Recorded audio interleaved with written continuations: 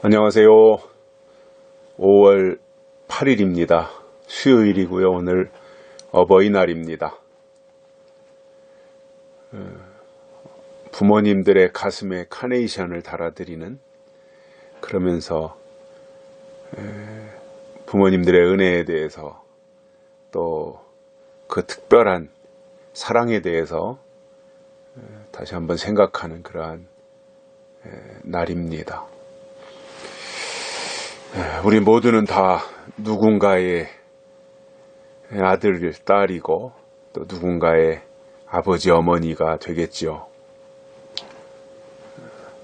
오늘 복된 이러한 하루가 됐으면 좋겠고, 벌써 이제 이번 주간도 수요일이 지나가는데요.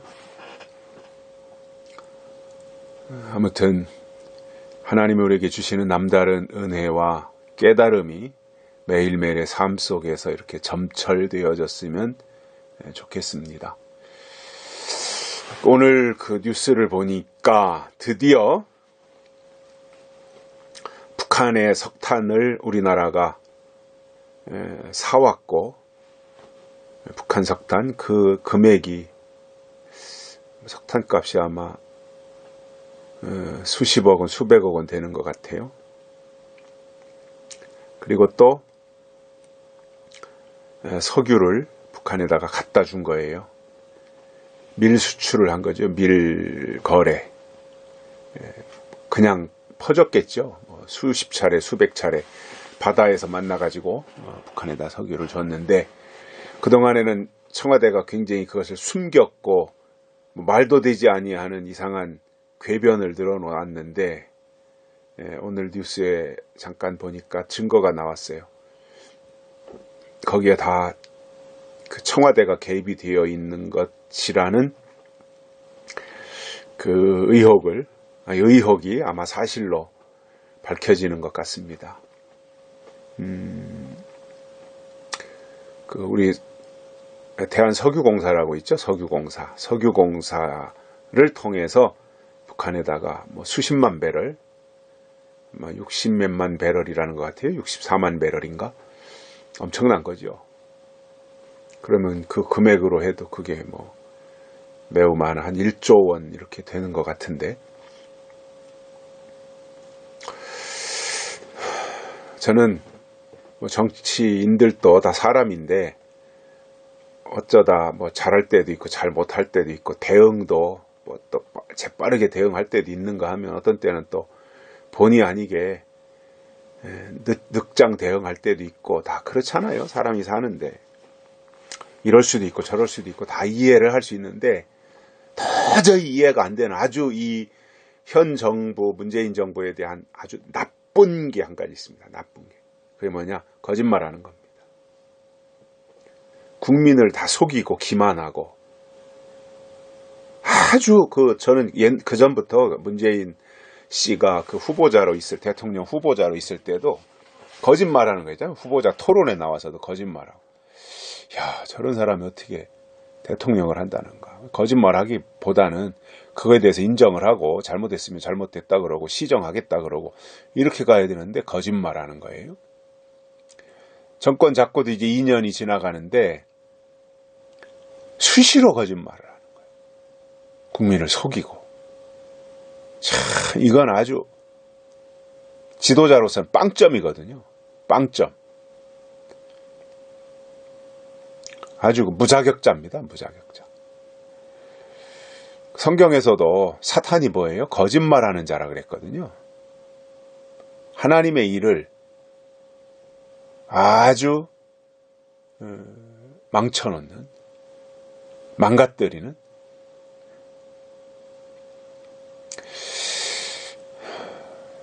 저는 현재 우리나라도 그동안 참 오랫동안 그 좋은 훌륭한 지도자들을 통해서 나라가 부강한 나라가 되었고, 여기까지 세계가 부러워하는 나라가, 경제 대국이 되었는데,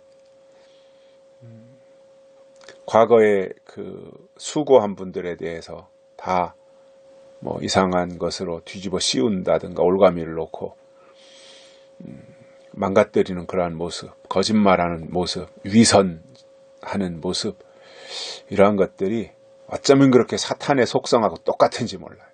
저는 종북 좌파는 사탄하고 똑같다고 봅니다. 일반 좌파는 저 인정을 합니다. 우파 좌파 다 있어야죠. 균형을 이뤄야죠. 그래야 사회가 건강하게 발전합니다. 일반적인 의미로 우파 좌파, 진보, 보수 있어야 돼요. 근데 우리나라의 실정에서 종북 좌파다, 이거는 도저히 용납이 안 되는 겁니다. 신앙적으로도 마찬가지예요. 신앙적으로도 그렇고요. 우리 어떤 국가적으로도 그렇습니다. 종북 좌파는요, 이건 발붙일 틈을 주면 안 되는 거예요. 어쩌다 독버섯처럼 이렇게 치솟아 올라서 청와대를 다 점령했습니다마는 이거 빨리 끝장내야죠. 사악한 세력은 빨리 끝장내야 돼요. 거짓말하는 사람들은 끝장내야 됩니다. 그건 용납하면 안 됩니다. 국민이 바보입니까? 그런 가운데 이제 석탄 문제, 기름 문제, 정제유, 이게 문재인 정권의 가장 치명상이 될 겁니다. 이제 그 한국당이 그 부분을 잘 공격을 해서 특검을 주장을 하고, 그 다음에 그 뭐예요? 특검하고 같이 그 국회에서 국정감사 이것을 같이 병행해서 철저하게 파헤치면 저는 문재인 정부를 조기에 끝장낼 수 있다고 봅니다. 문재인 정부가 끝장나야 대한민국이 살아요.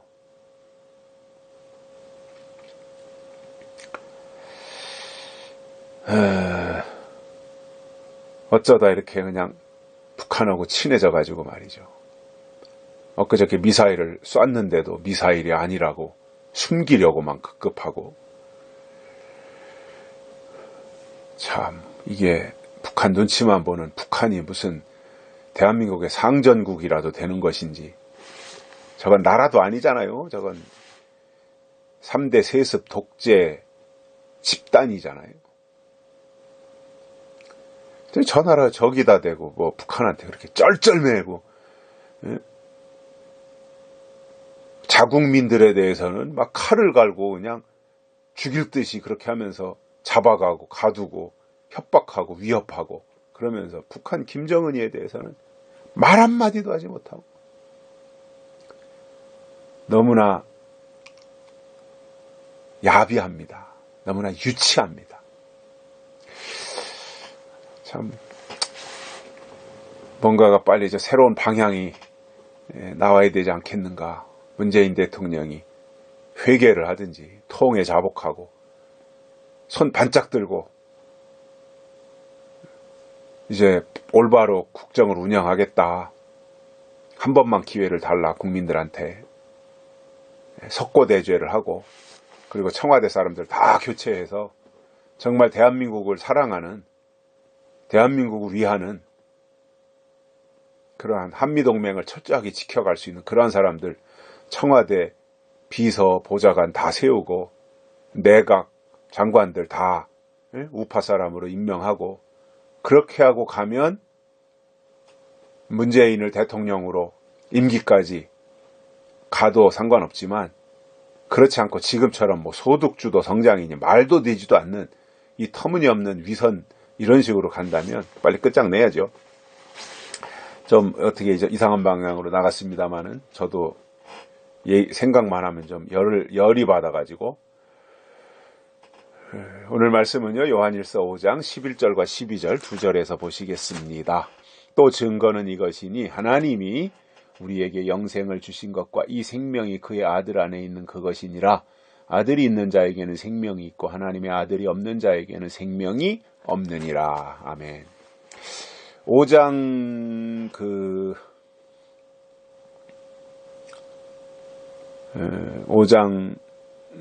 7절부터는 그 증거에 대한 이야기가 나와요. 증거하는 이가 있다. 증거하는 이가 셋이다. 우리가 사람들의 증거를 받을진데 하나님의 증거는 더 크다. 하나님의 아들을 믿는 자는 자기 안에 증거가 있다. 그렇게 말하고 나서 11절에서 또 증거는 이것이니 이렇게 말하고 있어요. 또 증거가 있다라는 거죠. 앞에서 말한 증거 이외에 또 증거가 있다는 거예요. 그게 뭐냐? 11절에 보면 하나님이 우리에게 영생을 주신 것과, 여기 한 가지 증거예요. 그 다음에 두 번째로는 이 생명이 그의 아들 안에 있는 그것이니라.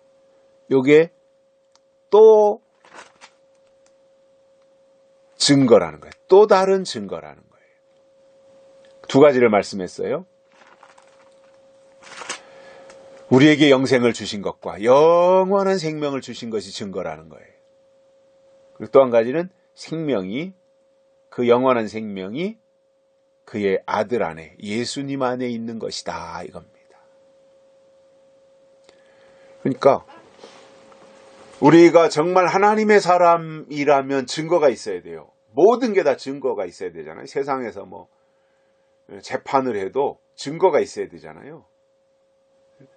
아무리 나를 향해서 내가 뭐 나쁜 놈이니 잘못한 놈이니 뭐 이렇게 누군가가 나를 공격해서 고발해가지고 조사를 받게 해도 증거가 없으면 구속을 못 시키잖아요. 조사는 하지만. 이게 대한민국의 헌법이거든요. 증거주의예요, 증거주의. 물론 박근혜 전 대통령에 대해서는 증거가 없는데도 저렇게 정치적으로 감옥에다가 2년 넘게 가둬놓고 있지만 저것도 불법이죠. 뭐 지금 현재 정부가 뭐 제대로 합법적으로 하는 게 뭐가 있어요? 다 정치적으로 하고 선동하고 그렇게 해서 사람들을 가둬놓는 정말 그 말도 되지 않는 일들을 하고 있죠. 증거가 없는데, 돈 한 푼 받은 증거가 없는데 뭐 미르재단, K재단 뭐 이런 거 했다 그래가지고 가둬놓고, 뭐 삼성에서 돈 받은 게 없는데 뭐 저렇게 다 뒤집어 씌우고 있고, SK에서 돈 받은 게 없는데 저렇게 증거가 없는데도 저렇게 해놨단 말이에요. 정치적 보복을 하는 거죠, 저건. 저렇게 하면 나중에 또 그대로 고스란히 당하는 거죠. 저건 고스란히 당하는 거예요. 저렇게 가면 안 되는 거죠. 원칙대로가 법대로 갔으면 상관없는데 저거는 정치적으로 해가지고 뒤집어 씌운 거잖아요. 그러면 자기도 그렇게 그대로 당하는 거예요.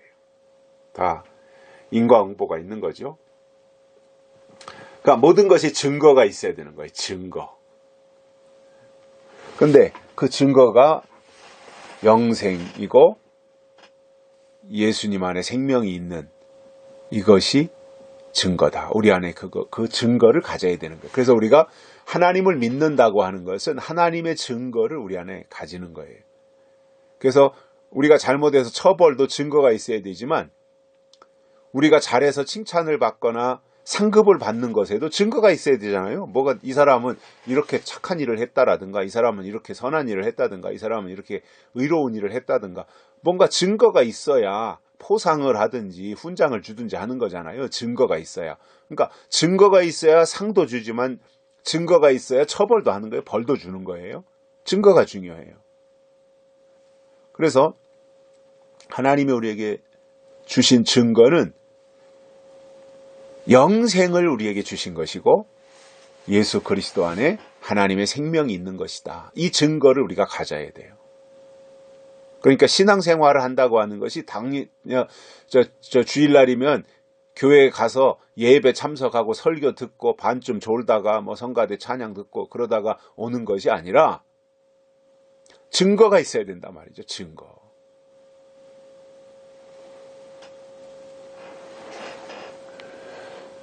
그래서 생명이 그의 아들 안에 있는 것이다. 이게 증거라는 거잖아요. 그러면서 12절에서 이렇게 말씀합니다. 아들이 있는 자에게는 생명이 있고 하나님의 아들이 없는 자에게는 생명이 없느니라. 예수 안에 생명이 있다 그랬고 그 예수님이 하나님의 아들이신데 그 하나님의 아들이 있으면 생명이 있는 것이고 그 하나님의 아들이 없으면 생명이 없는 것이다. 이렇게 말씀을 하고 있습니다. 아들이 중요해요. 예수님이 중요해요. 그래서 구약에서는 하나님의 이름이 중요했지만 신약에 와서는 예수 그리스도의 이름이 중요한 거예요. 그때마다 하나님께로 나아가는 법이 있듯이 그때마다 하나님이 주신 이름이 있다라는 거예요. 그러니까 그때 불러야 될 이름이 있어요.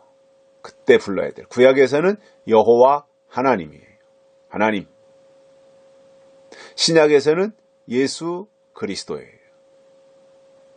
그 이름으로 하나님 앞에 그 이름을 가지고 나가는 거예요. 그래서 그때 주신 이름이 있다니까요. 예수님이 다시 오실 때도 보면 이름이 있잖아요. 계시록 19장에 보면 진실과 충신이요 하나님의 말씀이라. 다시 오시는 예수 그리스도 이름이에요. 진실과 충신이요 하나님의 말씀이시다. 그 이름을 알아야죠. 그 이름을 가지고 있어야죠.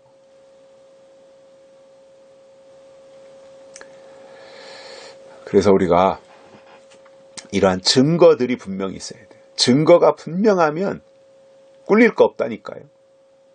내가 증거를 가지고 있다. 꿀리지 않아요.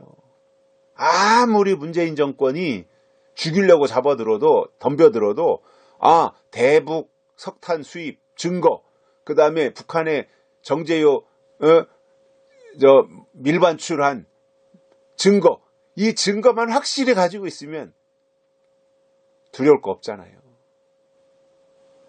사탄 앞에서도 마찬가지예요. 사탄 앞에서도 사탄이 뭐 별 공격을 다 하고 미혹을 하고 넘어뜨리려고 별나게 다 할지라도 내 안에 오늘 여기서 말씀한 것처럼 영생을 주신 것과 하나님의 생명이 예수 그리스도 안에 있는 그것이다.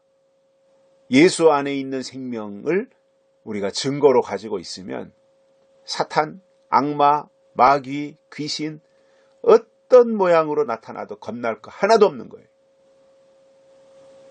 왜요? 증거가 있는데요.